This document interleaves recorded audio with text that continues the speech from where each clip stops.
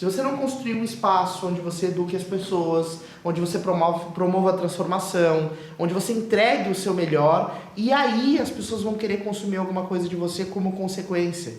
Então, primeiro, para de ser mesquinho e guardar para si aquilo que você pode compartilhar com o mundo.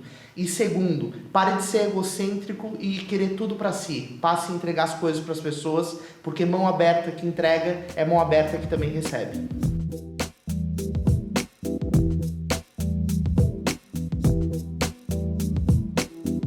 Então, muita energia para produzir conteúdo, ajudar o pessoal a produzir conteúdo. Tem nosso grupo do Razors Lab bombando, tem uma par de gente entrando lá dentro fazendo perguntas. Por que você não está lá ainda?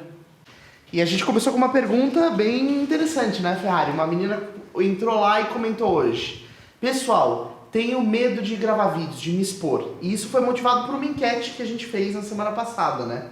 São dois pontos que sempre batem na conversa, né? A questão, como é que eu faço para vender um infoproduto?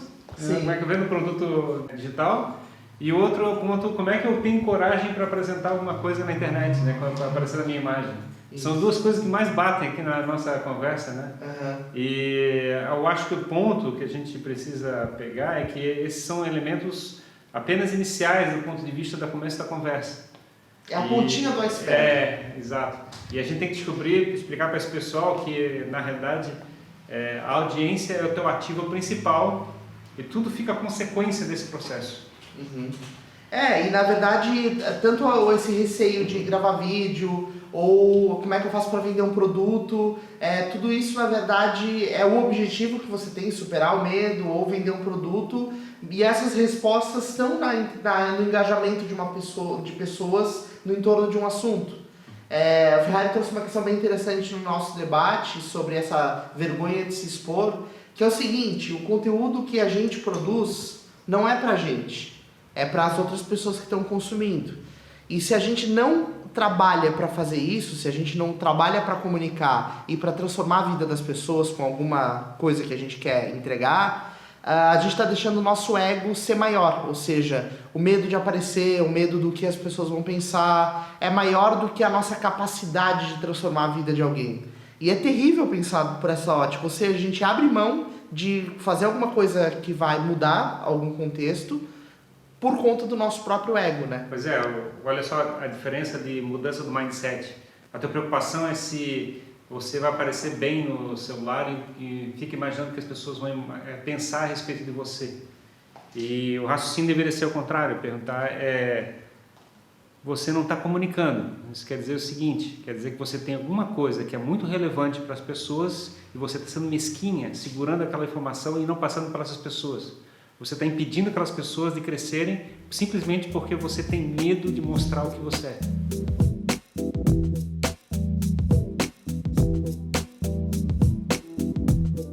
A gente está numa batalha agora para aprender mais sobre oratória.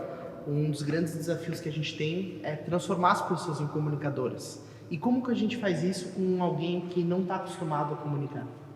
É uma experiência que a gente passa nós mesmos, né?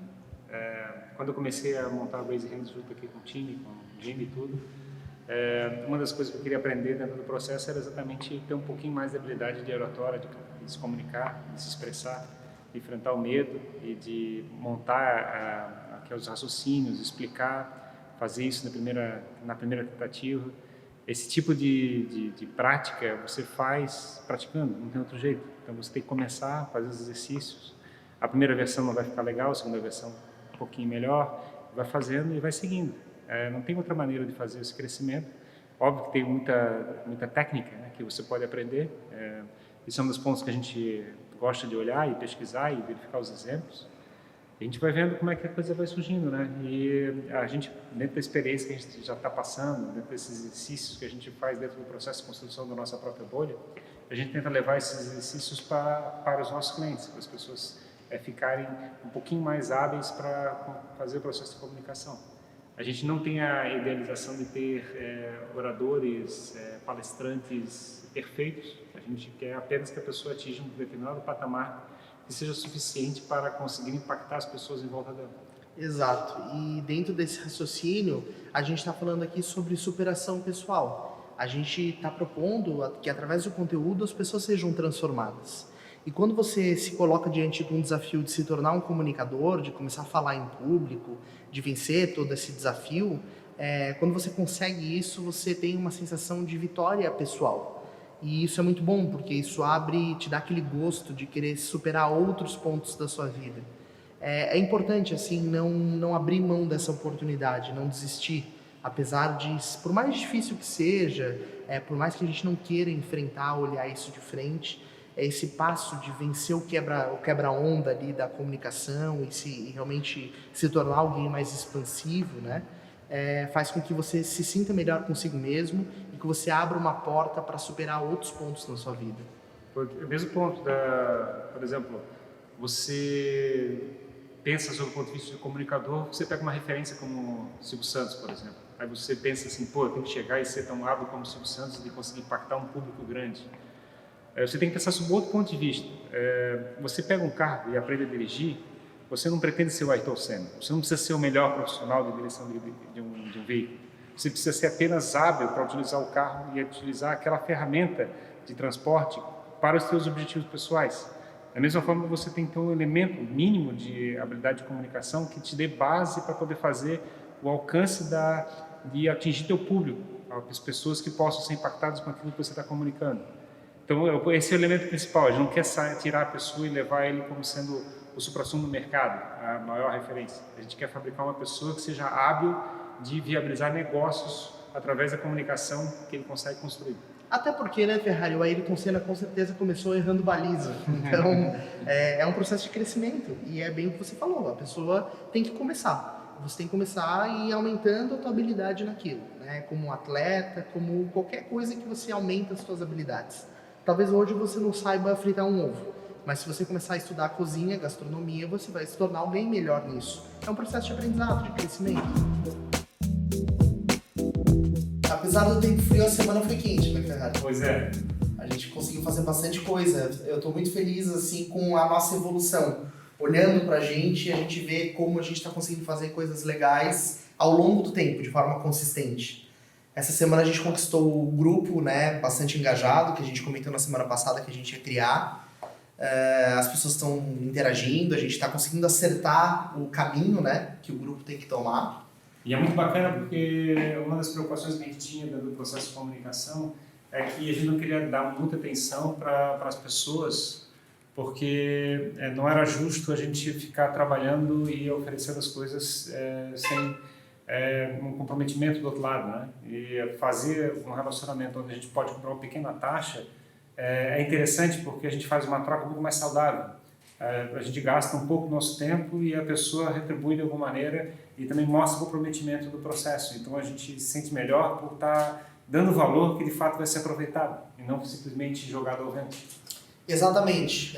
Esse é o principal ponto da coisa, né? O comprometimento que a gente diz, nesse caso, vai ser uma taxa financeira. A pessoa vai pagar R$19,90 para estar dentro do grupo. Mas não é necessariamente um comprometimento financeiro, né? A gente quer atrair as pessoas que estão mais focadas em construir verdadeiramente o seu brand. Não faz sentido a gente investir o tempo que a gente está trabalhando, estudando e aprendendo com pessoas que não estão totalmente apaixonadas e enxergando a mesma coisa que a gente está enxergando. Então, acho que esse é o principal ponto. Exato. Do comprometimento. E a gente está louco para juntar esse pessoal todo para tentar produzir conteúdo e entupir essa rede social de conteúdos. Não conteúdo convencional, assim, aquelas postagens meia boca. A gente quer gente de paixão, querendo mostrar coração, mostrar as frustrações, a verdade, o sofrimento, os medos, os desafios, as vitórias. A gente quer fazer a rede social ser um lugar onde as pessoas possam mostrar o melhor do que elas estão fazendo para construir um mundo melhor. Então, e acho que a gente está conseguindo fazer isso, né? É muito gratificante, porque é louco, sabe, pessoal? A gente está mantendo um ritmo muito intenso de produção de conteúdo aqui na Raise Hands. A gente grava muito vídeo por semana, a gente produz conteúdo à noite, a gente trabalha de manhã até à noite de forma incansável para construir um brand forte de conteúdo. Fabricando os brands pessoais, agora a gente está trabalhando os nossos próprios brands pessoais. Os próprios brands. A gente tem que dar o exemplo, a gente tem que fazer o que a gente está oferecendo para as pessoas tem que oferecer para a gente mesmo para mostrar que dá para fazer, né? Exatamente. E, sinceramente, eu não vejo a semana começar nem terminar. Quando eu vejo, a semana acabou. Para mim, segunda-feira foi ontem. Assim, é louco isso. Só que a gente está fazendo isso de forma tão comprometida, tão entregue, que está sendo muito legal. Está sendo assim uma jornada que a gente quer que cada vez mais pessoas estejam próximas da gente, sentindo isso que a gente está sentindo, né? E o mais curioso, eu fico pensando o que vai acontecer daqui a um ano, assim, como é que a gente vai estar fazendo as coisas daqui a um ano. Eu fico assim, tentando acelerar o tempo para verificar a transformação que a gente está conseguindo executar no ambiente de empresas e brands que estão querendo ser construídas nesse momento, né? Então a gente está muito ansioso para saber o que esse processo, essa onda que a gente está tentando empurrar, vai provocar lá para frente. Exatamente. A gente já está sentindo, por exemplo, que a gente vai precisar dar um passo de aumento de equipe em breve, né? A gente está sentindo que as pessoas que já começaram a construir seus brands com a gente estão ganhando corpo, estão ganhando notoriedade. Então é um crescimento conjunto, assim. Então, pô, sou muito grato por poder estar vivendo isso. E estou muito feliz com cada pessoa que conhece a gente, que se aproxima a cada semana. E muito obrigado a vocês que estão seguindo a gente, vendo a nossa história e curtindo o que a gente está fazendo. Exatamente. Entrem lá no Razors Lab, porque isso vai proporcionar um ganho de aprendizado conjunto muito legal. Então você pode entrar a seguir nas nossas redes sociais, Instagram, YouTube, Facebook, Spotify. Pode assinar a nossa newsletter pelo Substack lá, o Jornadas do Marketing de Audiência. O que mais a gente tem aqui? A gente tem os produtos mídia. O Raising Talks, Audiência na Prática, que é esse que você está assistindo. Agora a gente vai ter o nosso canal fechado no Telegram, que está começando a Telegram. rodar. Então... Lá dentro do canal fechado, só para quem está no Razors Lab, a gente libera o Crie Sua Bolha do Zero, que é o nosso curso didático sobre como começar uma comunidade. E é isso aí, gente. Estamos só começando. E pau na máquina. Valeu!